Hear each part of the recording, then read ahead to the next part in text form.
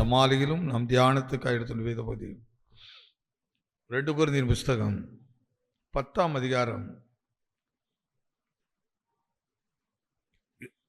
2 கொரிந்தியர் புஸ்தகம் 10ஆம் அதிகாரம் 2, 3, 4 வசனங்களை வாசிப்போம். எங்களை மாம்சத்தின்படி நடக்கிறவர்கள் என்று எண்ணுகிற சிலரை குறித்து நான் கண்டிப்பாய் இருக்க வேண்டுமென்று நினைத்திருக்கிற தைரியத்தோடே உங்கள் முன்பாக இருக்கும்போது நான் கண்டிப்புள்ளவனாய் இராதபடிக்கு நீங்கள் எச்சரிக்கையாய் இருக்க உங்களை வேண்டிக் கொள்ளுகிறேன். நாங்கள் மாம்சத்தில் நடக்கிறவர்களாய் இருந்தும் மாம்சத்தின்படி போர் செய்கிறவர்கள் அல்ல. மீண்டும் ஒருவரை வாசிப்போம். எல்லா சேர்ந்து வாசிக்கலாமா? வாசிக்க எல்லாம் சேர்ந்து.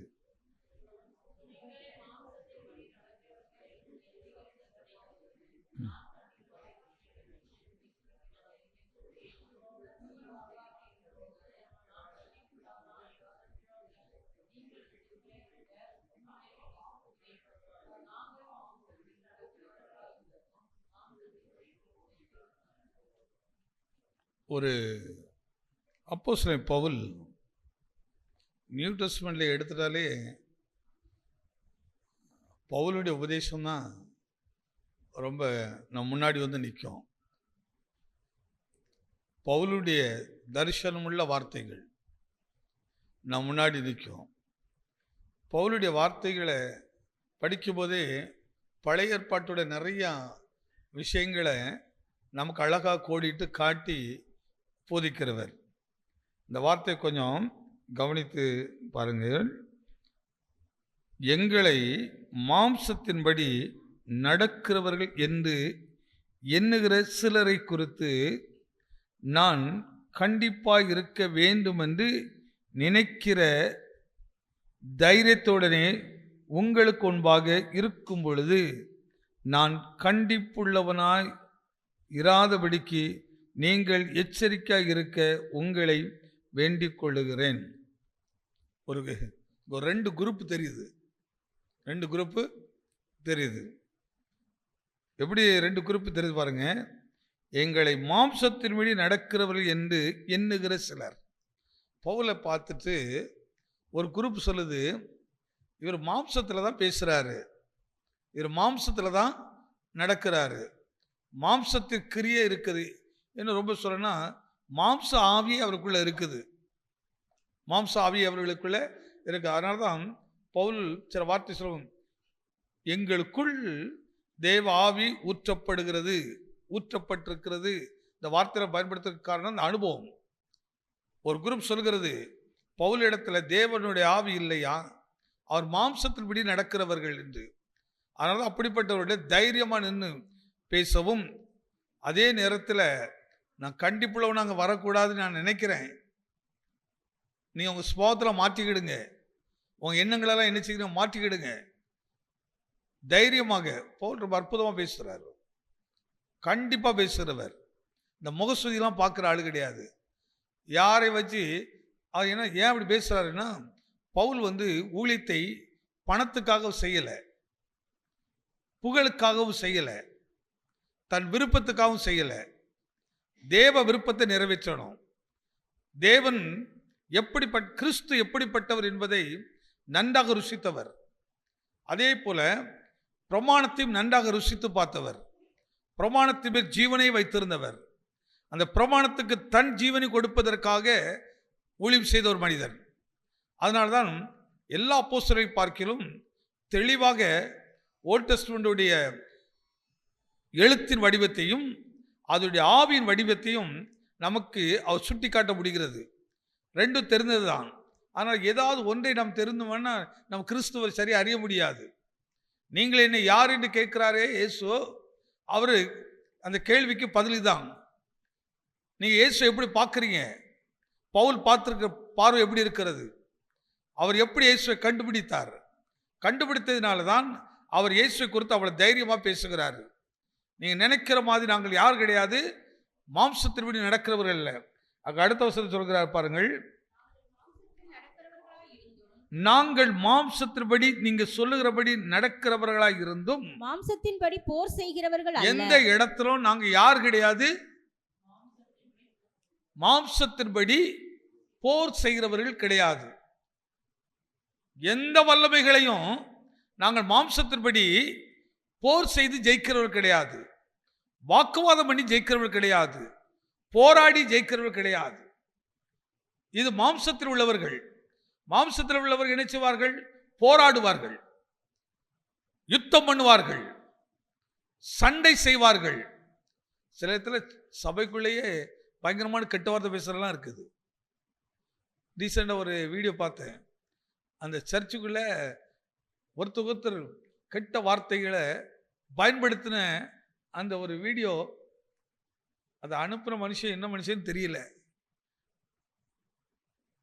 கர்த்தரை மையப்படுத்திட்டு அனுப்பினாரா, ஆனால் கர்த்தருடைய நாமம் தூசிக்கப்படுவதற்கு அனுப்பினாரா? நீங்க அதை எப்படி பார்க்குறீங்க? இதை எப்படி எப்படி சுதா? ஒரு வீடியோவை அனுப்புகிறாங்க, இப்படிப்பட்ட ஒரு வார்த்தை உள்ளதை. இதை அனுப்பும்போது என்ன நோக்கத்தோடு அவரை அனுப்பிப்பான்னு நினைக்கிறீங்க?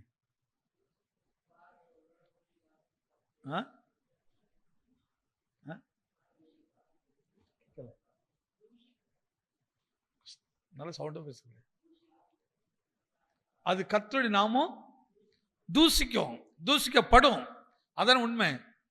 அப்போ இப்படி அனுப்புகிறவர்கள் என்ன ஆவி உள்ளவர்கள்? மாம்சத்தில் யுத்தம் பண்ணுகிறவர்கள். அது நல்லவரா கெட்டவரா எப்படிப்பட்டவனாக இருக்கட்டும், ஆனால் நீ மாம்சத்தின்படி யுத்தம் பண்ணாத. நீ மாம்சத்தின்படி யுத்தம் பண்ணவே பண்ணாத. அதை பார்க்கும்போது இருதயம் உடையணும். நம்ம ஒரு விசுவாசி தவறான வழியில் போகும்போது இன்னொரு விசுவாசிக்கு நெஞ்சில் வலிக்கணுமா வலிக்கேண்டாமா? வலிக்கணுமா வலிக்கேண்டாமா? வலிக்கணுமா வலிக்கேண்டாமா? வலிச்சு நம்ம என்ன பண்ணுவோம்? கண்ணீர் விடுவோம். இயேசு ஜனங்களுடைய ஸ்வாவங்களை பார்த்து கண்ணீர் தான் விட்டார். அவர் நெஞ்சு வலிச்சது, அவர் இருதயம் வலித்தது. அவருக்கு அவ்வளவு கஷ்டம் இருந்துச்சு. ஐயோ, என் ஜனங்கள் இப்படி கெட்டு போறார்களே, இந்த ஜனங்கள் இப்படி இருக்கிறார்களே, என்னோடு பழகினவர்கள் இப்படி இருக்கிறார்களே, இந்த ஜனங்கள் இப்படி மாம்சத்தில் நடக்கிறார்களே என்று அவருடைய இருதயம் வலித்தது. அதனால் இருதயம் உடைந்தது. உடைந்ததினால் கண்ணீர் விட்டார் அவர் கூட. ஆனால் இன்னைக்கு நாம் என்ன செய்றோம்?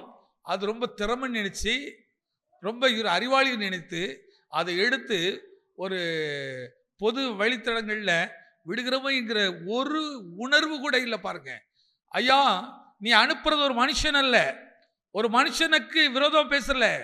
வானத்தையும் பூமியை உண்டாக்கின ஒருவரும் சேரக்கூடாத ஒளியில் வாசப்படுகிற தேவனுடைய நாமத்தை வீணிலே வழங்குகிறாய்.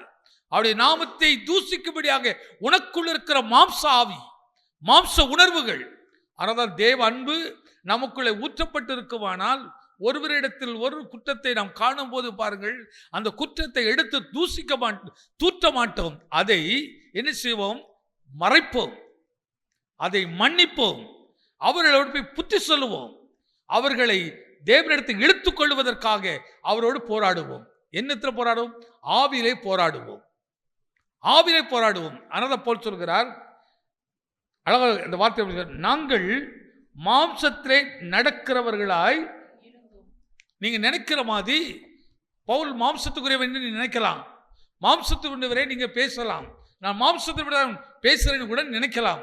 ஆனால் நீங்க சொல்லுறபடி நான் மாம்சத்துக்குரியவனாக இருந்தாலும் நான் யார் கிடையாது?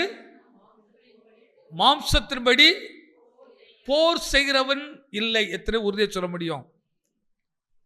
எத்தனை உறுதியை சொல்ல முடியும்?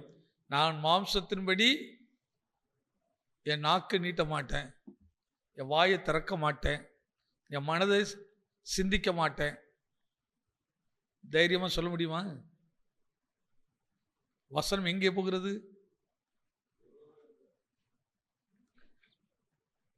ஒருவர் இல்லையா? நான் சொல்றேங்க, எல்லாரும் அப்படிதான் இருக்கிறோம். நான் நினைக்கிறேன் மாம்சத்தின்படி இங்க இருக்கிற ஒருத்தர் கூட யுத்தம் பண்ண மாட்டார்கள்.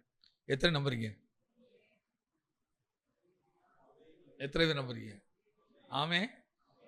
ஒரு ஊழியனா நான் அப்படி தான் விரும்புகிறேன், அப்படி தான் எதிர்பார்க்கிறேன், அப்படி தான் உருவாக்கப்பட்டு கொண்டே வருகிறார்கள், அப்படி தான் நடக்கப்பட்டு வருகிறார்கள். இதை யாரும் மாற்ற முடியாது, எந்த வல்லமையும் மாற்ற முடியாது. அந்த தரிசனம் கர்த்தர் கொடுத்திருக்கிறாரு. சில நேரங்களில் நம்முடைய விசுவாசத்தை சோதிக்கும்படியாக நம்ம பிரசங்கிக்கிறதுக்கு எதிர்மறையாக நடக்கலாம். நடந்ததுனால அது எப்படி நான் பார்ப்பேன் என்றால், கர்த்தருடைய வார்த்தையை இந்த பொல்லாத பிசாசு நன்றா கவனித்திருக்கிறது. அதனாலே இந்த வார்த்தை நடக்காது என்று நான் நம்ப வேண்டும் என்று, நான் அவிசுவாசியா மாற வேண்டும் என்று நீ இப்படி பேசுற, நீ இப்படியே மாம்சத்தில், அதனால் பவுல் எழுதுறாரு, நீங்க நினைக்கிறபடி நான் மாம்சத்துக்குள்ள இருக்கிறேன் அப்படின்னு நினைத்துக் கொள்ளுங்கள். ஆனா நீங்க ஒரு காரியத்தை எழுதுங்க, நீங்க யுத்தம் பண்ணுவதை போல நான் யுத்தம் பண்ண மாட்டேன். எதை நம்புறீங்க? உன் எதிராளி மாம்சத்தில் யுத்தம் பண்ணுவான், ஆனா நீ மாம்சத்தில் யுத்தம் பண்ணக்கூடாது. நான் மாம்சத்தில் யுத்தம் பண்ணக்கூடாது. உன் குடும்பத்தில் மாம்சத்தில் எழுப்புவார்கள், ஆனால் சென்ட் ஜான் சர்ச் குடும்பத்தார் மாம்சத்தில் யுத்தம் பண்ணக்கூடாது. நம்முடைய யுத்தம் வேற மாதிரி, நம்முடைய யுத்தத்தை வேற மாதிரி கர்த்தர் வைத்திருக்கிறார். பவுல் ரொம்ப அற்புதமா எழுதுகிறாரு. சும்மா ஒவ்வொரு காரியத்தை எழுதல, நான் தேற்றவாளுங்கிற அந்த அடிப்படையில். இது மெயின் கீவேர்டு. இது என்னை யார் என்று சொல்கிறார்கள். அதெல்லாம் இப்போ ஞாபகப்படுத்தி இருக்கிறேன், ஏன்னா அந்த டாபிக் மாறிட்டுன்னு நினைச்சிடக்கூடாது. எல்லா சீசன் இடத்துல கேட்கிறார்கள், எல்லா மனுஷர்களும் என்னை யார் என்று கேட்கிறார்கள். அவங்க 4 அடையாளத்தை காட்டுறார்கள், ஆனால் அப்படி சொல்லலை. நீங்க என்ன நினைக்கிறீங்க? நீர் யாரு?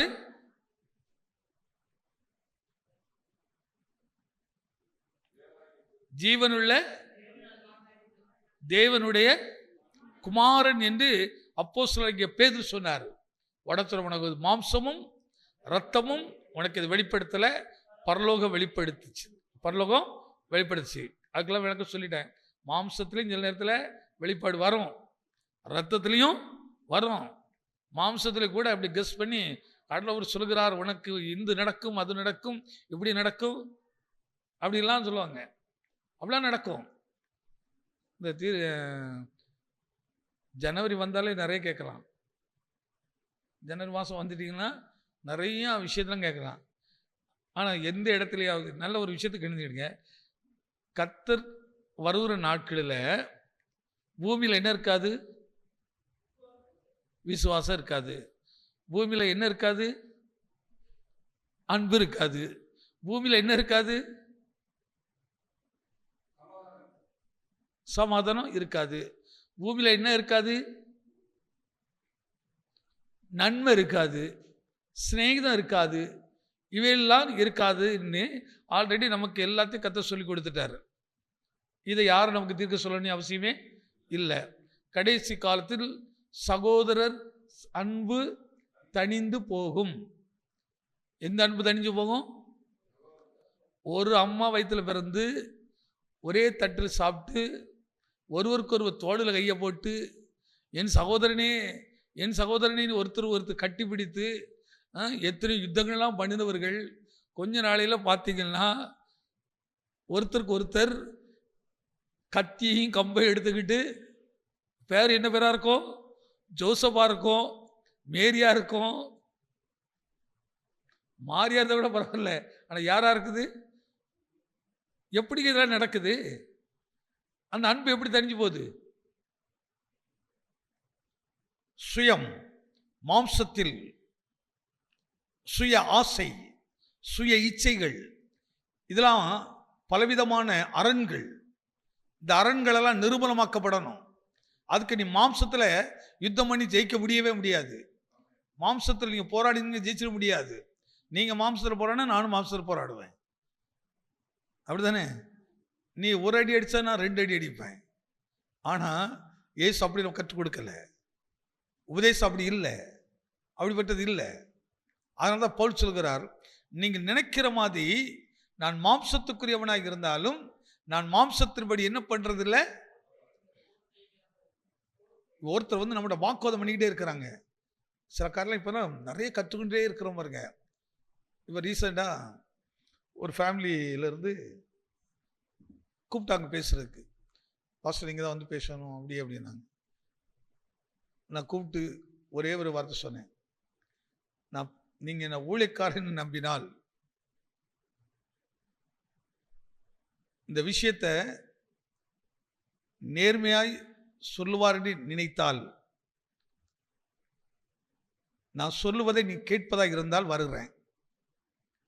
உங்களுக்குள்ள ஒரு தீர்மானத்தை வைத்துட்டு, உங்களுக்குள்ள ஒரு யோசனை வைத்துக்கிட்டு என்னை கூப்பிடதா இருந்தால் நான் வரக்கு விரும்புறல. உங்கள்கிட்ட வந்து மணிக்கணக்கில் பேசிட்டு நேரத்தை போக்க நான் விரும்பவே இல்லை. அப்படியானால் நீங்கள் உலகத்தார் இடத்துல போங்க. சபை உங்களை சரியாக நடத்தும் நினைத்தால், ஒரு 2 நாளைக்கு முன்னாடி நடந்த ஒரு சம்பவம், 2 நாளைக்கு முன்னாடி சபை உங்களை சரியாக உங்களை நடத்தும் என்று நீங்கள் நம்பினால் வர்றேன். அப்படி இல்லைன்னு சொன்னால் நான் வரக்கு விரும்பவே இல்லை. வாக்குவாதம் பண்ணுவதற்கு நான் இடம் கொடுக்க விரும்பவில்லை. வாக்குவாதம் பண்ணுவது மாம்சம், மாம்ச யுத்தம்.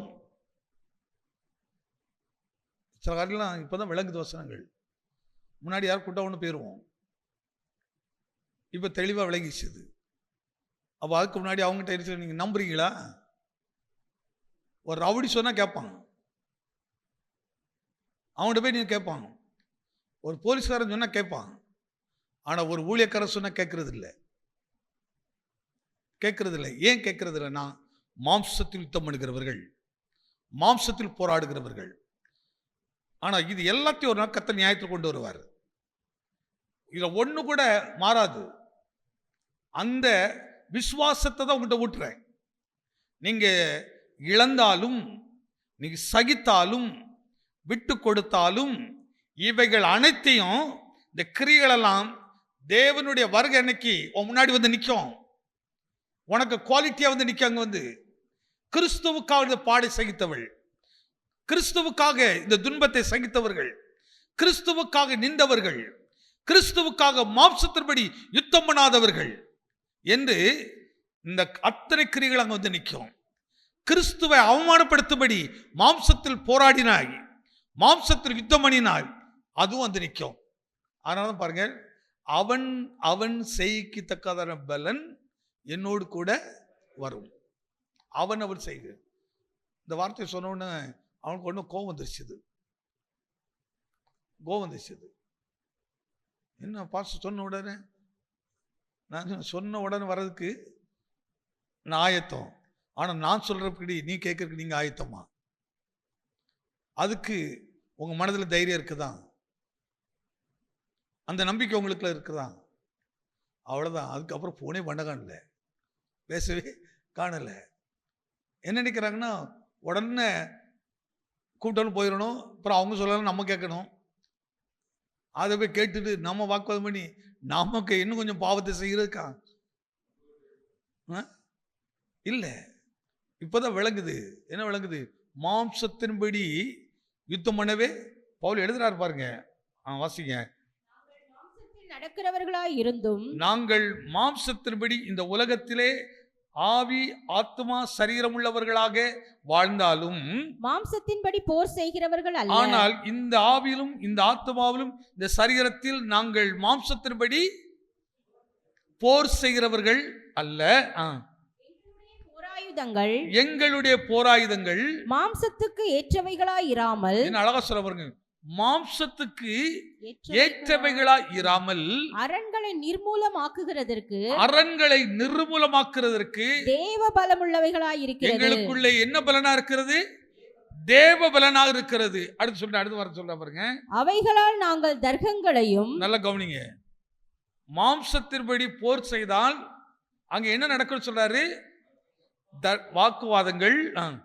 அவைகளால் நாங்கள் தர்க்கங்களையும் தேவனை அறிகிற அறிவுக்கு விரோதமாய் எழும்புகிற, தேவனுடைய அறிவுக்கு விரோதமாய் எழும்புகிற எல்லா மேட்டிமையையும் நிர்மூலமாக்கி, எல்லா மேட்டிமைகளை நிர்மூலமாக்கி, எந்த எண்ணத்தையும் கிறிஸ்துவுக்கு கீழ்ப்படிய சிறைப்படுத்துகிறவர்களாய் இருக்கிறோம். ஒரு வல்லமை சொல்ற பாருங்க, கிறிஸ்துவுக்குள் கீழ்ப்படிய பண்ணுகிற, சிறையாக்கி கீழ்ப்படிய பண்ணுகிற அதிகாரத்தை கர்த்தர் நமக்கு கொடுத்திருக்காருங்க. அந்த அதிகாரத்தை கர்த்தர் கொடுக்கிறாரு. அப்போ நீ மாம்சத்தின்படி இன்னைக்கு இந்த குவாலிட்டிக்குள்ள சபை வளரல. இன்னும் கிறிஸ்தவம் இதுக்கு நிறைய இன்னும் போகலை. இன்னும் யாராக தான் இருந்துக்கிட்டு ரட்சிக்கப்பட்டேன்னு சொல்லுகிற பழைய மனுஷனாக தான் இருக்கிறோம், பழைய சுவாவம் தான் இருக்குது. நம்ம வீட்டு ஃபங்க்ஷன்ல இன்னும் நிறைய மாற்றவே மாட்டேங்கிறோம் பாருங்க, இன்னும் மாற்ற மாட்டேங்கிறோம். இன்னைக்கு கிறிஸ்தவ வீட்டில் இன்னும் மாம்சத்தின் செயல் இருக்குது. ஒரு ஃபங்க்ஷன்னா வெத்தலை பாக்கு இல்லைன்னா அது என்ன கிடையாது, தேங்காய் பழம் இல்லைன்னா என்ன கிடையாது, அது ஃபங்க்ஷனே கிடையாதுங்க. சந்தனம் இல்லைன்னா கொஞ்சம் கவனிச்சு பாருங்க, நம்ம என்ன விக்கிரகத்துக்குள்ள இருக்கிறோமா அல்ல விக்கிரகம் வெளியே வந்திருக்கிறோமா? கொஞ்சம் கவனித்து பாருங்க. ஒரு வீடு பிரச்சனை போயிருந்தேன், பண்ணும்போது எல்லாம் இருந்துச்சு, நான் பார்த்தேன். ஆனால் நம்ம அதை கண்டுக்கிடவே வேண்டாம் வேண்டிட்டு டக்குனு ஜோம் பண்ணிட்டு மெஸ்ஸில் கொடுத்து ஜோம் பண்ணிட்டு அதில் ஒரு சொம்பில் தண்ணியை வாங்கி ஸ்தோத்திரம் பண்ணிட்டு மெஸ்ஸில் போட்டு அப்படியே பண்ணேன். ஒன்று ஒரு அம்மா ஓடி வந்தாங்க, பாஸ்டர் என்ன பண்ணிட்டீங்க பாருங்க அப்படின்னு ஒரு ட்ரே எடுத்துகிட்டு வந்து, இதில் என்ன இருக்குது, பழம் இருக்குது, வெத்தலை இருக்குது, சந்தனம் இருக்குது. நீங்கள் இந்த சந்தனத்தை எடுத்து தான் என்ன செய்யணும்? நான் அதுக்குள்ளே எல்லாம் முடிச்சிட்டேன். ஏன்னா இந்த ஆவிகள் இப்படி தான் நிற்க வந்து தெரியும். அது நல்லா பார்த்தோம், அதை பார்க்காத மாதிரி நம்ம செய்ய வேண்டியதை கரெக்டாக செய்திருவோம். நான் நம்ம இப்போ இப்படின்னு சொன்னாலும் அது சிலுவை தான், சந்தனத்தை எடுத்து போட்டாலும் சிலுவை தான். ஆனால் நீங்கள் பாருங்க, இதே புறஜாதியார் நிலக்காடு அவன் இப்படி ஒன்று போடுறான், அவனும் தேங்காய் பழத்தை தான் வச்சிருக்கிறான். இந்த தேங்காய் பழம் வந்து உன்னை ஆசீர்வதிக்குமா? இது வந்து உன்னை நடத்துமா? எத்தனை வருஷம் தலைமுறை கிறிஸ்துவன்னு சொல்றீங்களே, இன்னும் பேசிக்காக இதை கூட விட முடியலையே. இதில் கூட மாம்சம் தான் வேலை செய்யுது, மாம்சத்தின் ஆவிதான் வேலை செய்யுது. ஒரு ஆவிக்குரிய காரியத்தை வந்தவுடனே உலக கிரியை நம்ம விட்டு முற்றிலும் அகற்றப்படணும், முற்றிலும் விளக்கப்படணும். மனசுல இடமே வர்றவங்க சஞ்சலமா இருக்குது, வருத்தமா இருக்குது. ஒருவேளை யாராவது சொல்லிட்டா, யாராவது பண்ணிட்டா, கொஞ்சம் கவனிச்சு பாருங்க. நான் சொல்ல தப்பா ரைட்டா? என்ன வித்தி ஒன்றும் இல்லையா? இருக்குதா இல்லையா? மனசுக்குள்ள குடங்குது, ஒரு மாதிரி போராடுது. ஏன்னா இப்படி பழகிட்டோம், இன்னும் மாம்சத்து கிரிகளை விட்டு விலகல. ஒருவன் கிறிஸ்துக்குள்ள வந்தாச்சுன்னா, கிறிஸ்து வார்த்தையுடைய மகிமை உள்ள வார்த்தையை ருசி பார்த்த உடனே பாருங்க அந்த வல்லமையை. இப்போ வாசிங்க, இந்த வார்த்தை ரொம்ப நல்லா இருக்கு பாருங்க. அவைகளால் நாங்கள் தர்க்கங்களையும், இல்ல இதுல இருந்து வாசிங்க, 2வது வசனம் மீண்டும். எங்களை மாம்சத்தின்படி நடக்கிறவர்கள் என்று எண்ணுகிற சிலரை குறித்து நான் கண்டிப்பாய் இருக்க வேண்டும் என்று நினைத்திருக்கிற தைரியத்தோடே உங்கள் முன்பாக இருக்கும்போது நான் கண்டிப்புள்ளவனாய் இராதபடிக்கு நீங்கள் எச்சரிக்கையாய் இருக்க. நான் கண்டிப்புள்ளவனாய் இராதபடிக்கு நீங்க எப்படி இருங்க? எச்சரிக்கையாய் இருக்க. நீ என்ன மாம்சத்தின்படியே பேசிட்டு இருக்காத, அப்படி நடந்துகிட்டு இருக்காத, அதுல இருந்து வெளியே வந்துரு.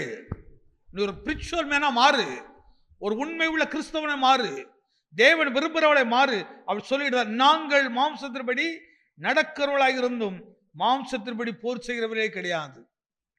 இங்க என்ன சொல்றாருன்னா, இன்னும் கரெக்டா சொன்னா, கிறிஸ்தவ வீட்டுக்குள்ள யுத்தமே இல்லைங்கிறார்.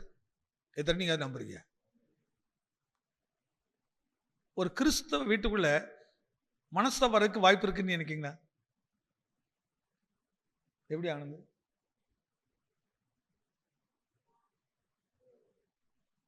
வரக்கு வாய்ப்பு இருக்கு நினைக்கிங்க? ஒரு கணவன் மனைவி ரட்சிக்கப்பட்டவங்க, அவங்களுக்கு பிறந்த பிள்ளை ரட்சிக்கப்பட்ட பிள்ளை. இது ரொம்ப ரொம்ப நான் இன்னும் கொஞ்சம் ஆழவ சொல்றேன் பாருங்களேன். கணவனும் மனைவியும் ஒருவேளை ஒன்று புறஜாதியிலிருந்து வந்திருக்கலாம், ஒன்று ரட்சிக்கப்பட்டு இருக்கலாம். இப்போ இவங்களிலிருந்து வர்ற வித்து கூட சில கரைகள் திரைகள் இருக்க வாய்ப்பு இருக்குது. ஆனால் ரட்சிக்கப்பட்ட ஒரு ஆண், ரட்சிக்கப்பட்ட ஒரு பெண், அபிஷேகம் பெற்ற ஒரு பெண், அபிஷேகம் பெற்ற ஒரு ஆண், கர்த்தர் கீழ்ப்படுகிற ஒரு ஆண், கர்த்தர் கீழ்ப்படுகிற ஒரு பெண், இவர்களை தேவன் ஒரே மாம்சமாக ஒரே கணவன் மனைவியை இணைக்கும் போது இவர்களில் இருந்து என்ன சந்ததியும் விளங்கும், எழுமோ? அதனால் கரெக்டு. பரிசுத்தம் உள்ளவன் இன்னும் பரிசுத்தவாடும். அப்போ சபைக்குள்ள தலைமுறைக்கு தலைமுறை சபை எப்படி பரிசுத்தமா இருக்குமா, கரைவுள்ளதா இருக்குமா? ஏன் பரிசுத்தம் இல்லை? நம்முடைய வித்துல அசுத்தம் இருக்கிறது. அதுல தீமை இருக்குது, துர்க்குணம் இருக்கிறது, மாம்சத்தினுடைய உணர்வுகள் அதுல இருக்குது, மாம்சத்தின் கிரியை அதுல இருக்கிறது. அந்த மாம்சம் வெளிப்படுகிறது. கொஞ்சம் கவனமா சபை நான் போதிச்சு நடத்திருந்தேன்னா அப்படி சபை பரலோக மாதிரியே இருக்கும். பரலோக சபைக்கு போன துடிக்கும், ஆசையா இருக்கும். எப்போடா சபைக்கு போகணும், நான் கர்த்தரை தொழுது கொள்ளணும், நான் ஆராதிக்கணும், நான் போய் பாடணும், கர்த்தரை பயன்படுத்தணும்.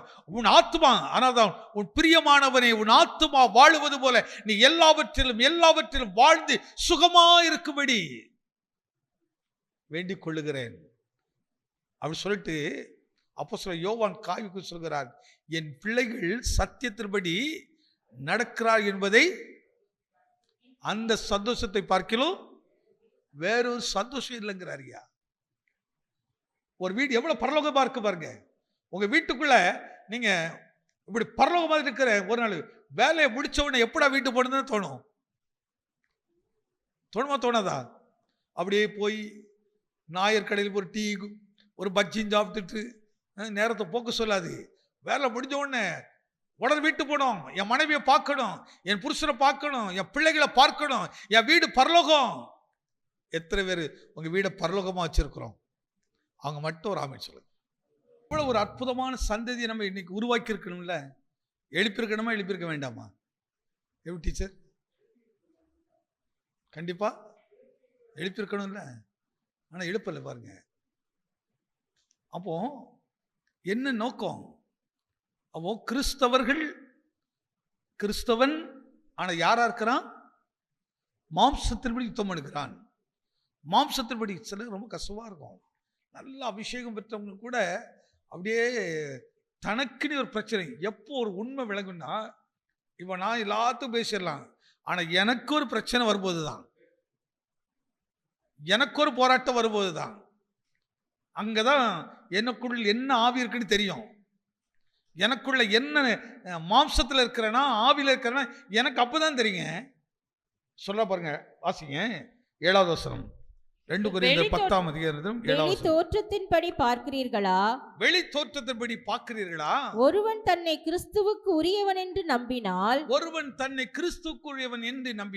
தான் கிறிஸ்துவுக்கு உரியவனாய் இருக்கிறது போல, அவன் தான் கிறிஸ்துவுக்கு உரியவனாய் இருக்கிறது போல நாங்களும் கிறிஸ்துவுக்கு உரியவர்கள் என்று அவன் தன்னிலே தானே சிந்திக்க கடவன். என்ன செய்யணுமா?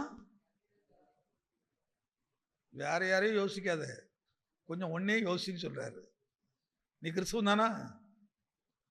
கிறிஸ்து கூட நடக்கிற ஆள் தானா? சபையை கொஞ்சம் யோசிங்கிறாரு, கொஞ்சம் சிந்திங்கிறாரு. அப்படிதானே? இந்த வசனம் இன்னொரு கூட எல்லாம் சேர்ந்து வசிக்கலாமா? கொஞ்சம் சத்தம் எல்லாருமே வாசிக்கலாமா?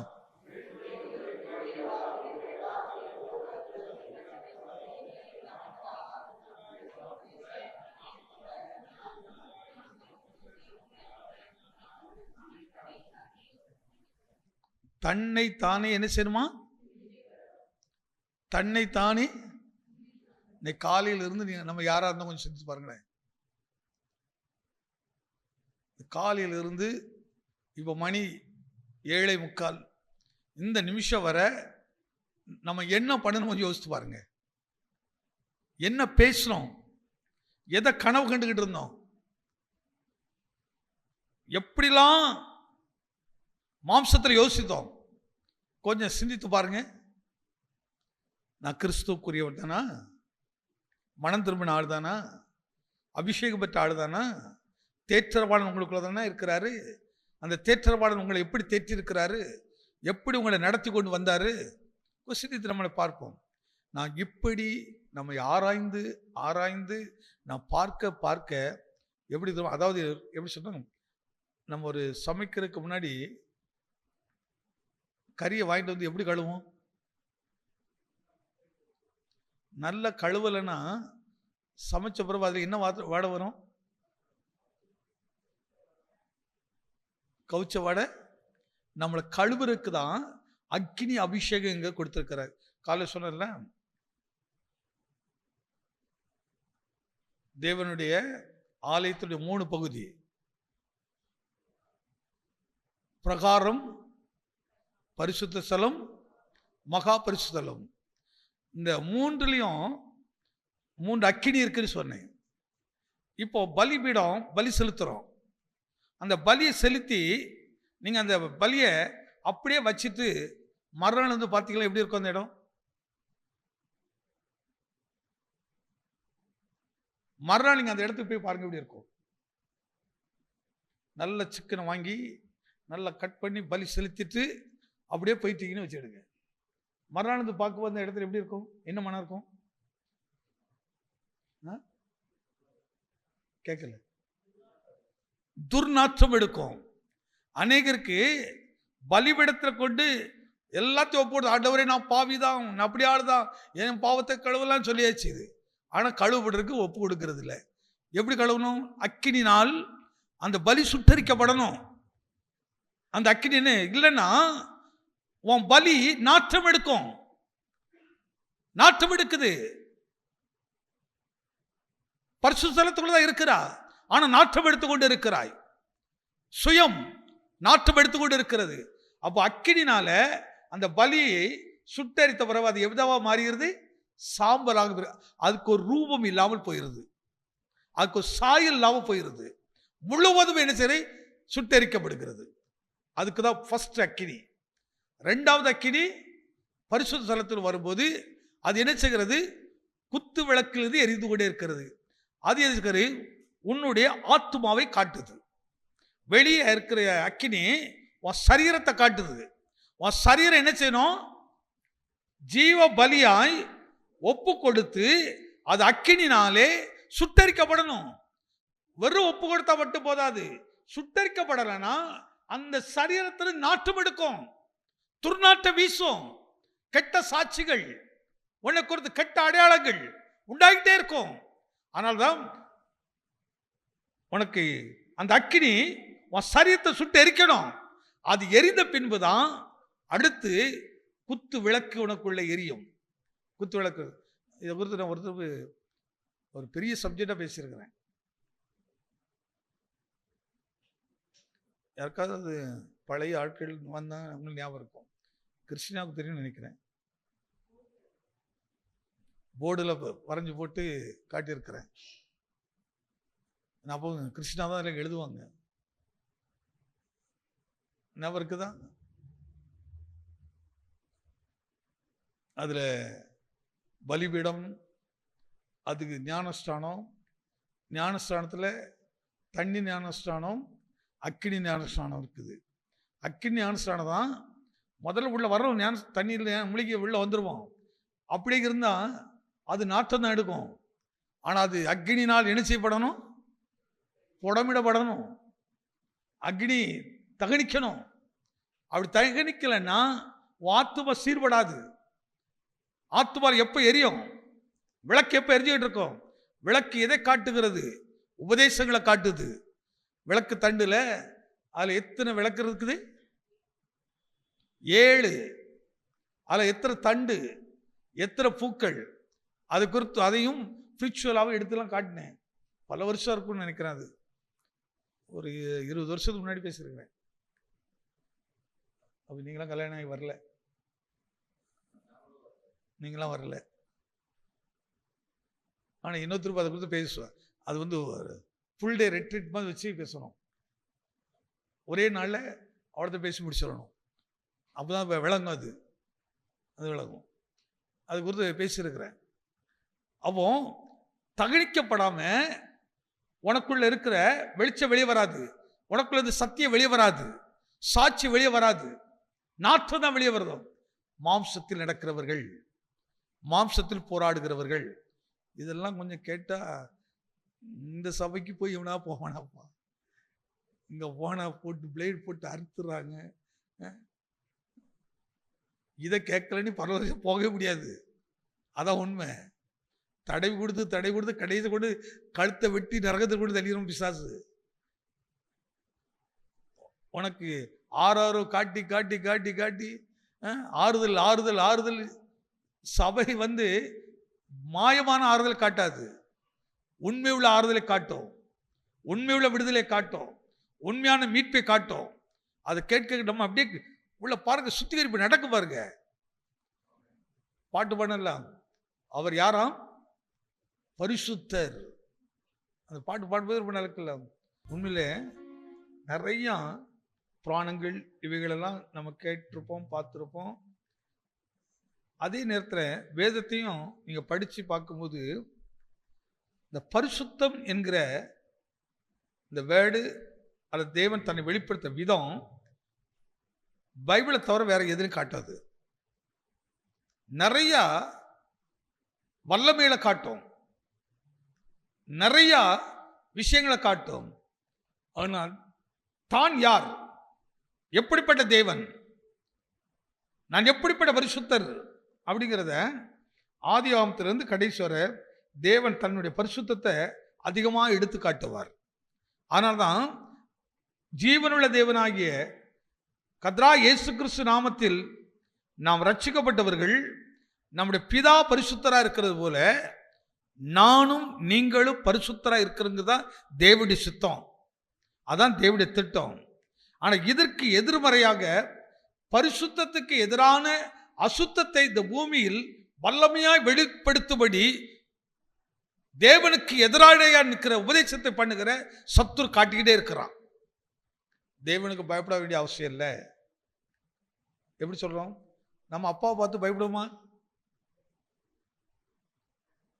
அப்பாவை பார்த்து பயப்படுமா? டீச்சர் நீங்க பயந்தீங்களா? டீச்சர் நீங்க? ஆனா இன்னைக்கு நம்ம பிள்ளைகள் அப்பாவும் மாறல, அம்மாவும் மாறல. ஆனா எது மாறிக்கிட்டு இருக்குது? எது மாறிக்கிட்டு இருக்குங்க? பிள்ளைகளை ஆண்டு கொண்டிருக்க ஆவி.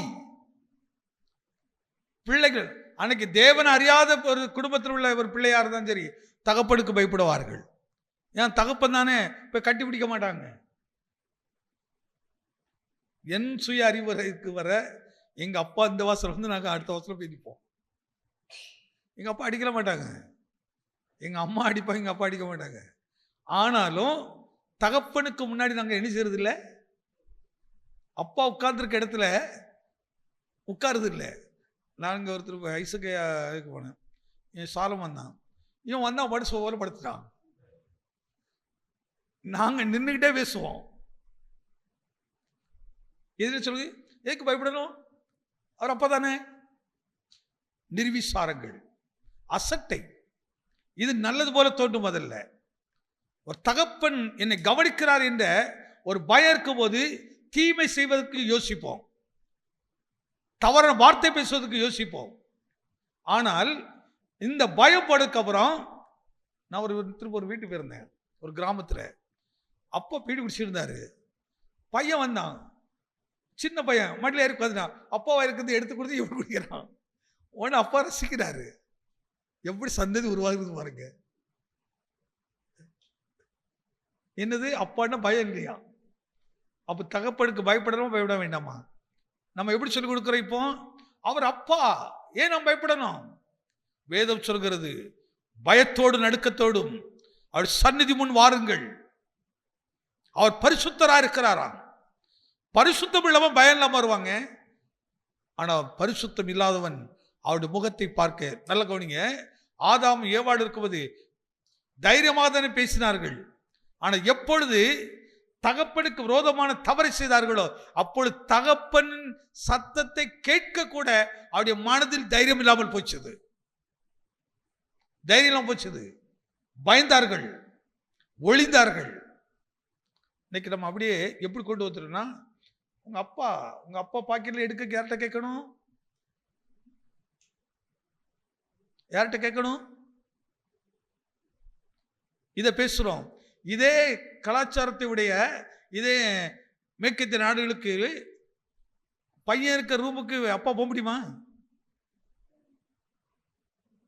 டீச்சர்லாம் போயிட்டு வந்தீங்கல்ல, பையன் இருக்க ரூமுக்குள்ள மகா இருக்க ரூமுக்குள்ள அம்மா தானே போக முடியுமா?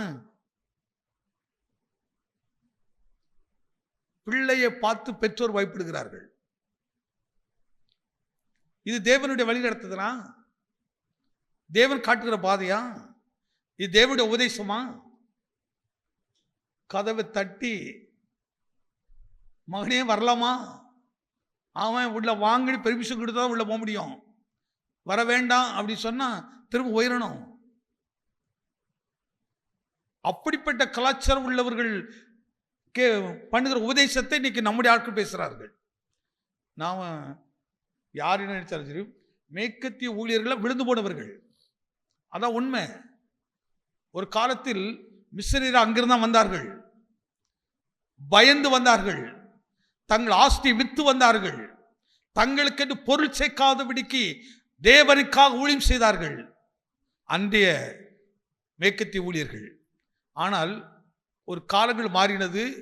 அங்குள்ள ஊழியர்கள் செல்வந்தர்களாக தங்களை உருவாக்க நினைத்தார்கள். அதுக்கு அவருடைய பிரசங்கங்கள் மாறினது, எண்ணங்கள் மாறினது, வாழ்க்கை மாறினது.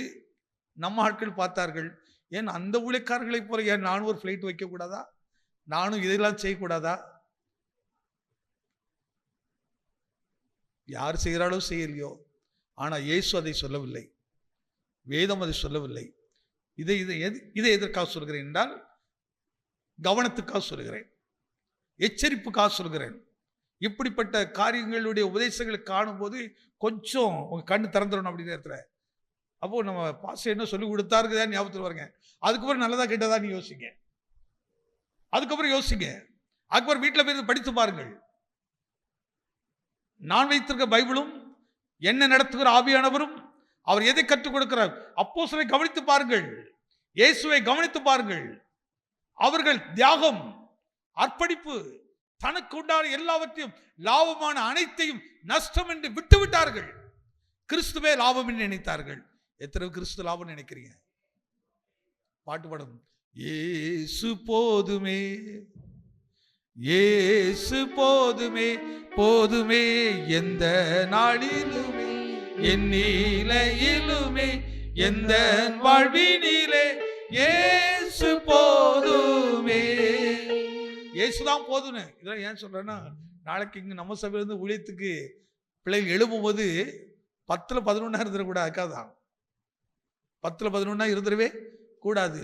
அந்த ஊழியக்காரங்க இப்படி, இந்த ஊழியக்காரங்க எவ்வளோ சம்பளம் கிடைக்கும், என்ன கிடைக்கும். சில பெற்றோரை தம்பி உனக்கு படிப்பு தான் வரல, நீ பைபிளை தூக்கிட்டு ஊழியத்துக்காக போனீங்கன்னா பாரு அவங்கள பாதி ஆயிடலாம். அட பாவீங்களா, எப்படி வழிகாட்டுறோம் பாருங்க, எப்படி ஆசையை தூண்டுறோம் பாருங்க. அதில் காட்டுற வழியே தப்பு. மகனே உன்னை கர்த்தர் அழைச்சிருக்கிறாரா? இப்போ என்கிட்ட வந்து ஜாஸ் கேட்குறா, அப்பா நான் ஒளிஞ்சலாம் விரும்புகிறேன். நல்ல விருப்பம், ஆனால் காத்துரு, ஆண்டவர் சொன்னா செய். பொதுவான ஒளி எல்லாரும் செய்யலாம், ஆனால் ஆண்டவர் ஒன்று அழைக்கிறாரா? கர்த்தர் ஒன்று அழைச்சதான் நீ உண்மையுள்ள ஒளியனா இருக்க முடியும். ஆனா நீ விரும்பி வந்தீங்கன்னா, உன் மாம்சத்து விருப்பத்தின்படி வந்தீங்கன்னா, மாம்சத்தை போதிப்பாய், மாம்சத்தை நடப்பாய், மாம்சத்திற்கு காரியங்களை விரும்புவாய், அதையே ஆதாயமாக்கி கொள்ளுவாய். உலகமும் உலகத்தினுடைய இச்சைகளும் உன்னை பற்றி பிடிச்சுக்கிடும். ஆனா கர்த்தர் அழைச்சாருன்னா இந்த உலகம் உன்கிட்ட வராது. எத்தனை நம்புறீங்க? எத்தனை விரும்புறீங்க அதை? ஆனால் ஒரு நாள் ஒழித்து வரும்போது அந்த ஆசிரியர் காட்டி விட்டு பேசிடாதீங்க. நீ ஒழித்து வந்தீங்கன்னா ஆண்டவர் பாரு, உன எக்ஸாம் காட்டிடும், அவரை பாரு என்ன அழகா அது வச்சிருக்கிறாரு, இதை வச்சிருக்கிறார், இப்படி வரலாம் அப்படின்னு. இன்னைக்கு யாரும் ஊழியத்தில் கிறிஸ்துக்காக பாடுபடணும்னு சொன்னா விரும்புறது இல்லை, பாடுபடணும் விரும்புறதே இல்லை. ஆனா பவுல் அதை விரும்பினாரு, நான் நல்லதுன்னு சொன்னாரு. ஏன்னா அதை நேசித்தாரு. எப்படி நேசிக்கிறாரு? நான் இயேசுக்காக பாடுபடுறேன், எனக்காக அதை பாடுபடலை, என் சுயநலத்துக்காக பாடலை. இந்த இயேசுவை குறித்து பிரசங்கிக்கணும், இந்த இயேசுவை காட்டணும், இந்த இயேசுக்காக என் ஜீவனை கொடுப்பதற்கு ஆயத்தமா இருக்கிறேன், எனக்காக எதை சேர்க்கறதுக்கு ஆயத்தமா இல்லை. நான் சொல்ல கரெக்டா தப்பா? சரியா தப்பா? எப்படி சிஸ்டர்? ஏன்னா இந்த ஆளிதோடு சொல்றாரு, என் தலையெழுத்து இப்படி கேட்கணும் அப்படின்னு நினைச்சிட்டு இருக்காதீங்க, அப்படின்னு கேட்க. ஆவியானவருடைய ஒத்தாசையோடு வசனத்தை அடிப்படையில் சொல்கிறேன். கிறிஸ்து தனக்கு இந்த பவுல் தனக்கு லாபமான காலையில் தான் அந்த வலியுறுத்தி சொன்ன அந்த காரியத்தை. தனக்கு லாபமான அனைத்தையும், அவன் படிப்பை கூட குப்பை நினைச்சாரு, பணத்தை கூட குப்பை நினைச்சாரு. இன்னைக்கு படிப்பை மூலதனமாக நம்ம பயன்படுத்த ஆரம்பிச்சிடுறோம், சுய அறிவுக்கு பயன்படுத்த ஆரம்பிச்சிடுறோம். ரொம்ப வேதனையான ஒரு விஷயம், ரொம்ப வேதனையான விஷயம். பண ஆசை எல்லா தீமைக்கும். பண ஆசை நான் தப்பான உபதேசம் தானாக வந்துடுங்க, தவறான வழி எடுத்த தானாக வந்துடும். ஆனால் தான் நம்ம ஒரு நாளும் இந்த காரியத்தை குத்திரமோ காட்டுறதில்லை. அழகா பவுல் எடுத்து காட்டுறாரு. இன்னொரு வருஷத்தை காட்டுறேன், வாசிக்கலாம். எபேசியர் புஸ்தகம் 6ஆம் அதிகாரம், எபேசியர் 6ஆம் அதிகாரம் 10-12 வரை வாசிக்கலாம். கடைசியாக என் சகோதரரே, இங்க என்ன சொல்றாரு? கடைசியாக என் சகோதரரே, கர்த்தரையும் அவருடைய சத்துவத்தின் வல்லமையிலும் பலப்படுங்கள். அவருடைய சத்துவத்தின் வல்லமையிலும் பலப்படுங்கள். நீங்கள் பிசாசின் தந்திரங்களோடு எதிர்த்து நிற்க திராணி உள்ளவர்கள் ஆகும்படி தேவனுடைய சர்வாயுத வர்க்கத்தை தரித்துக் கொள்ளுங்கள். தேவன், இந்த வார்த்தை ரொம்ப கவனிச்சு பாருங்க, ரொம்ப அற்புதமா ஸ்பிரிச்சுவல் பலத்தை குறித்து பேசுறாரு. எபேசியர் 6 அந்த 10 இருந்து இந்த காரியங்கள் அவங்க வாசிக்கும் போது எல்லாம் சேர்ந்து நீங்கள் அப்படி படிச்சுக்கிட்டே வரணும். ஏதோ அவங்க படிக்கிறாங்கன்னா காதில் கேட்குறேன் அப்படின்லாம் இருக்கக்கூடாது. அப்பதான் சரியா அதனுடைய காரியம் விளங்கும். அந்த 10 இருந்து மீண்டும் படிங்கம்மா. கடைசியாக என் சகோதரரே, கர்த்தரையும் அவருடைய சத்துவத்தின் வல்லமையிலும் பலப்படுங்கள். நீங்கள் பிசாசின் தந்திரங்களோடு எதிர்த்து நிற்க. இப்ப எதுக்காக அவர் சத்துவத்தையும், அவர் சத்துவம் என்ன?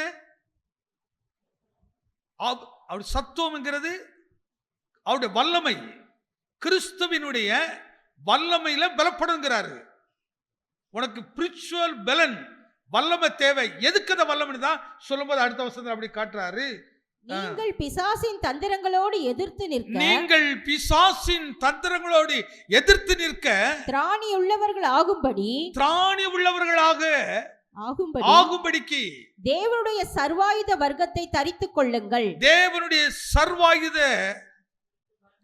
வர்க்கத்தை என்னதுங்க? தரித்துக் கொள்ளுங்கள். அதாவது அது எப்படி சொல்றது? பழைய யுத்தம் பண்ணுகிற யுத்த வீரர்கள் தரித்திருக்கிறது போல உன்னை பாதுகாத்து கொள்ளுகிற சத்துவத்தை, அந்த வல்லமைய நீ ஒரு வஸ்திரம் மாதிரி தரித்துக் கொள்ளணுங்கிறாரு. வஸ்திரம் மாதிரி தரித்துக் கொள்ளணும். உன்னை பார்க்க நான் மேல என்ன இருக்கணும்னா, நீதி என்கிற வஸ்திரம், ரட்சிப்பு என்கிற வஸ்திரம் அது தரிச்சிருக்கணும். இது மேல அசுத்தம் உட்கார்ந்துடக்கூடாது, அசுத்த வல்லமைகள் உன்னை மேற்கொண்டிருக்கூடாது. இந்த வஸ்திரம் உன்னை மூடிக்கொண்டே இருக்கணும், இந்த வல்லமை மூடிக்கொண்டே இருக்கணும். அதனால சத்துவத்தில் பலப்படுங்க. கிறிஸ்துவினுடைய வார்த்தை நமக்கு பலனுங்க. அந்த வார்த்தை நமக்கு வல்லமையா இருக்குது. அதை பேசவும், கேட்கவும், சொல்லவும், இந்த காரியத்தில் ஒருத்தருக்கு ஒருத்தர் புத்தி சொல்லவும். சபையில பாருங்க, ஒருத்தருக்கு புத்தி சொல்லணும். ஒருத்தர் கொஞ்சம் விழுந்து போறாங்க, கொஞ்சம் வீக்கா போனா உடனே அவங்ககிட்ட போய் இந்த பலத்தை எடுத்து சொல்ல, நீ விழுந்து போகாத, இதை எடுத்து தரிச்சுக்க, இதை அணிந்து கொள்ளுங்கள், இதான் உனக்கு பாதுகாப்பு அப்படின்னு அவங்களை ஒருத்தருக்கு ஒருத்தர் புத்தி சொல்லி. ஒருத்தர் சபைக்கு வரலன்னு அவங்களை குறித்து என்ன செய்யணும்? விசாரிக்கணும். ஏன் வரல, என்னத்துக்கு, என்ன உங்கள்கிட்ட பிரச்சனை? நீங்க இந்த அனுபவத்தை பாருங்க. நீ இழந்து போனாலும், பறிக்கப்பட்டாலும், உன்றது என்ன வஞ்சிக்கப்பட்டாலும் எழுதி வைத்துக் கொள்ளுங்க. நீ கிறிஸ்துவினுடைய வல்லமையில பலப்பட பாருங்க. இழந்ததை விட பல மடங்கு தானா வீட்டு வாசல தட்டுங்க. நீ அதுக்கு ஒரு பிரயாசப்பட்டிருக்க மாட்டா. ஆனாதான் யாராவது உங்ககிட்ட இருந்து யாராவது வஞ்சித்து எடுத்தாங்கன்னா நான் சந்தோஷம் விட்டு கொடுத்துருங்கன்னு சொல்லிடுவேன். கவலையப்படாதீங்க, சந்தோஷம் விட்டுருங்க, வல்லமையில பலப்படுங்க, கர்த்தர் வார்த்தையில பலப்படுங்க. நீ பலப்பட்டு பாரு, தேவன் எப்படி அதை வட்டியும் முதலுமாகவே கர்த்தரவனுக்கு திரும்ப கொடுத்துருவாரு. அநியாயமாய் நீ இழந்ததை கர்த்தரவனுக்கு திரும்ப தராம இருக்கவே மாட்டாரு. ஏன்னா அவர் இழந்து போனது தேடுகிற தேவன். அவருடைய பிள்ளைக்கு கொடுக்காம இருப்பாரா? நிச்சயமா கொடுப்பாரு. ஆனாதான் பவுல் சொல்ற, மாம்சத்தில் யுத்தம் பண்ணாத, மாம்சத்தோடு நீ சிதறாத, நீ என் வார்த்தையில வல்லமையில பலப்படு. என் வார்த்தை நீ பலப்பட்டு பாரு, என் அரணுக்குள்ள உட்கார்ந்து பாரு, என் அரணுக்குள்ள செயல்பட்டு பாரு. அங்க நீ தேற்றப்படுவாய். அங்கே உனக்கு நம்பிக்கை உண்டாகும், அங்கே தைரியம் உண்டாகும், அங்கே மகிழ்ச்சி கிடைக்கும். நீ இந்த என்னுடைய சர்வாங்கன வல்லமைய பலனை பெற்று உனக்கு எதிராக இருக்கிற இந்த சத்துவத்தை, இந்த கிரியைகள் எல்லாம் நீ ஜெயித்து காட்டு. ஜெயிக்க முடியுங்கிறாரு பவுல். ஜெயித்தாரு உண்மையானா நானும் நீங்கள் ஜெயிக்க முடியும், சபை ஜெயிக்க முடியும். எப்போ ஜெயிக்க முடியும்னா மைண்ட்ல ஒரு மாற்றம் வரணும், மனதளவில் ஒரு மாற்றம் வரணும். வசனத்தின்படி ஆண்டவரை என்னை பலப்படுத்துங்க. அந்த வார்த்தை எப்படி எடுத்து காட்டுறா பாருங்க. அந்த 11ஆம் வசனம், நீங்கள் பிசாசின் தந்திரங்களோடு எதிர்த்து நிற்க நீங்க திராணி உள்ளவர்களாகும்படிக்கு தேவனுடைய சர்வாங்கன வர்க்கத்தை தரித்துக் கொள்ளும்படி. ஏனெனில்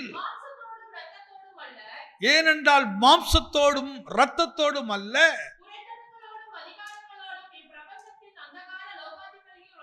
எத்தனை விஷயம் சொல்றாரு? துரைத்தனங்கள், அதிகாரங்கள்,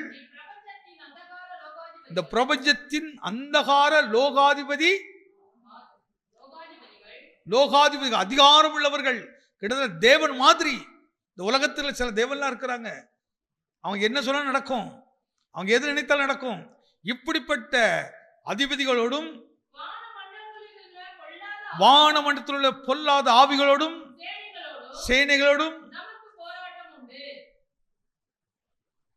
போராட்டம் இருக்கா இல்லையா? எதோட போராட்டம்?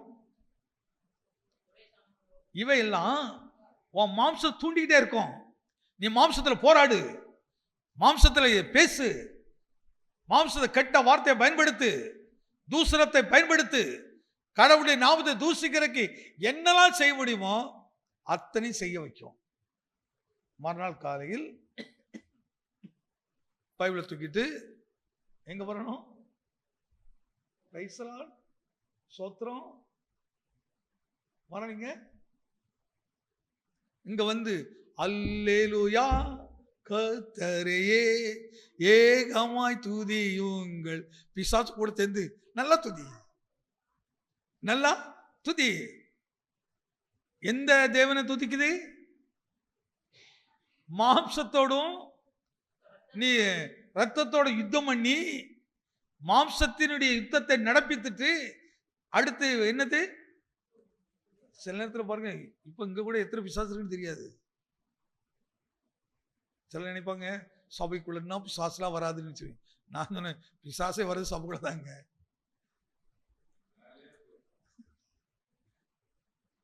இங்கதாங்க ரொம்ப அழகா உட்கார்ந்துற இடம். இங்கதான் உங்களை ஆராய்ந்து பாருங்க, நம்ம ஆராய்ந்து பார்ப்போம், நம்மை நாமே சோதித்து பார்ப்போம். தேவனுடைய ஆலயத்துக்குள்ள தேவ ஆவினால் நான் செயல்படுகிறாளா, பிசாசின் ஆவினால் செயல்படுகிறார்களா? அதனால பிசாசு தந்திரங்கள் இன்னவைகள் என்று நாம் அறியாதவைகள் அல்லவே. நீ உண்மை எனக்கு நீங்க இந்த அனுபவத்தை கொஞ்சம் பழகி பாருங்களேன். இந்த உங்க வாழ்க்கை ஒரு மகிழ்ச்சியா இருக்கும், உன் வாழ்க்கை ரொம்ப சந்தோஷமா இருக்கும், ஒரு குறைவே தெரியாது. அதை ருசித்து பார்க்கணும்னு தான் தெரியும். ஆனா ருசித்து பார்க்காதவங்களுக்கு ஒரு நாள் மூஞ்சல் சிரிப்பே வராது. எப்ப பாரு மூஞ்சி துக்க மூஞ்சாவே இருக்கும். சிலர் பார்த்த உடனே இந்த மூஞ்ச பார்த்துட்டு போனாலே என்னடா கிடைக்கும், அந்த மூஞ்ச பார்த்தாலே எப்ப அழு மூஞ்சா இருந்தா தெரியும். ஆனா தேவனுடைய பிள்ளைகிட்ட மூஞ்சா நல்ல கருகருணி கருப்பா இருந்தா கூட ஆனா முகம் எப்படி இருக்கும்? எப்படி நினைக்கிறீங்க? எப்படி இருக்கீங்க? ஏன்னா நம்முடைய இருதயம், நம்முடைய அதுல இது தேவனுடைய ஆலயம். இந்த ஆலயத்துக்குள்ள என்ன இருக்குது? கிறிஸ்து இருக்கிறாரு, கிறிஸ்துடைய வார்த்தை இருக்குது, கிறிஸ்து என்ன நடத்துறாரு, கிறிஸ்து ஆவி என்ன நடத்திட்டே இருக்குது. அவருடைய வழியில நான் போயிட்டே இருக்கிறேன். ஆனால் எனக்கு இந்த உலகத்தை குறித்து எண்ணங்கள், கவலைகள், யோசனைகள் இல்லவே இல்லை. உலகத்தில் வாழ்ந்தாலும் நான் யார் கிடையாது, நான் யார் கிடையாது, இந்த உலகத்தார் கிடையாது. இதான் கிறிஸ்தவ மார்க்கம் காட்டுது.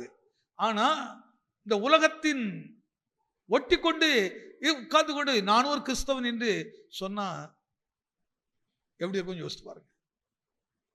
ரொம்ப மகிழ்ச்சியான கிறிஸ்தவங்கிறது ரொம்ப மகிழ்ச்சியானதுங்க. சிலத்தை ரொம்ப கஷ்டம் இருக்கும். அடுத்த நாள் தேவை கூட என்ன செய்வோன்னு யோசிச்சுட்டே இருப்போம். நாளைக்கு என்னுடைய கருத்து கிடையாது. நான் விசுவாசத்தில் வாழ நினைக்கிறேன். ஏன்னா வசனம் எப்படி சொல்லி, விசுவாசத்தில் வராத யாவும் பாவமே. ஊழியத்தில் நான் ஒரு அஸ்திபாரமாக வச்சிருக்கிற வேடாதான். விசுவாசத்தினால் வராத யாவும், நான் அதெல்லாம் பாவத்தில் செய்கிறேன்னு நினைக்கிறது, பாவ காசுனின்னு நினைக்கிறது, அது சரியானது கிடையாது. தேவன் எனக்கு சந்திக்கணும். கர்த்தர் சந்திப்பார், கர்த்தர் உணர்த்துவார். தேவனால் கூடாத காரியம் ஒண்ணுமே இல்லை. மாம்சத்துக்கு இடம் கொடுத்துறாதீங்க, மாம்சத்து யுத்தத்துக்கு இடம் கொடுத்துறாதீங்க. அப்ப தேவன் மகிமைப்பட முடியாது. இதெல்லாம் பவுல் விளங்கிட்டு தான் எபேசிய பட்டணத்துக்கு சபைக்கு அவர் எழுதுறார். இந்த வார்த்தையை எழுதும்போது சொல்றாங்க. அதில் 16வது வசனத்தை வாசிங்க. எபேசியர் 6ஆம் அதிகாரம் 16வது வசனம்.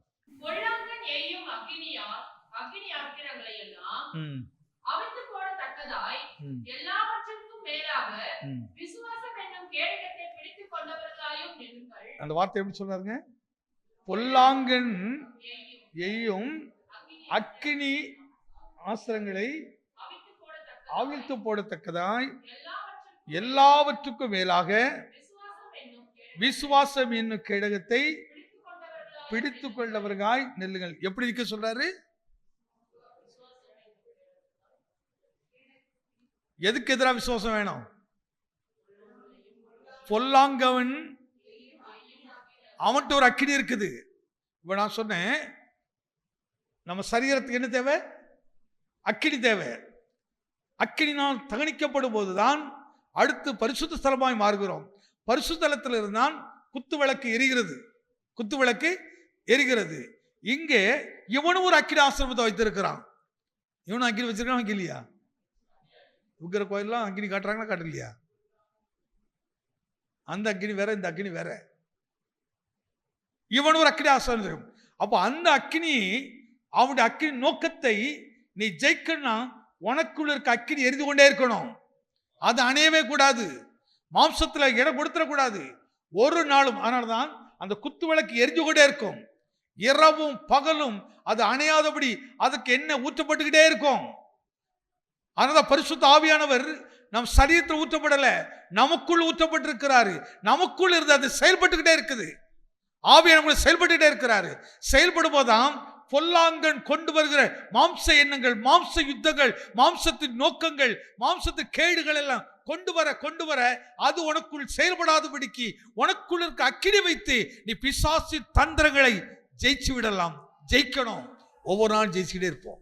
அதுதான் நமக்குள்ள இருக்கிற ஆவியானுடைய வல்லமை. அதை கொடுத்துக்கிட்டே இருக்கிறாரு, இதை கொடுத்துக்கிட்டே இருக்கிறாரு. ஒரு நாள் கர்த்தர் வெட்கப்படுத்த மாட்டாரு. வார்த்தையில் ஜீவன் இருக்கிறது, வார்த்தையில் வல்லமை இருக்கிறது. எத்தனை பேர் இந்த மாலையில் அதை விரும்புறீங்க? ஆமே. எல்லாரும் அப்படியே ஒரு நிமிஷம் எழுந்திருப்போமா?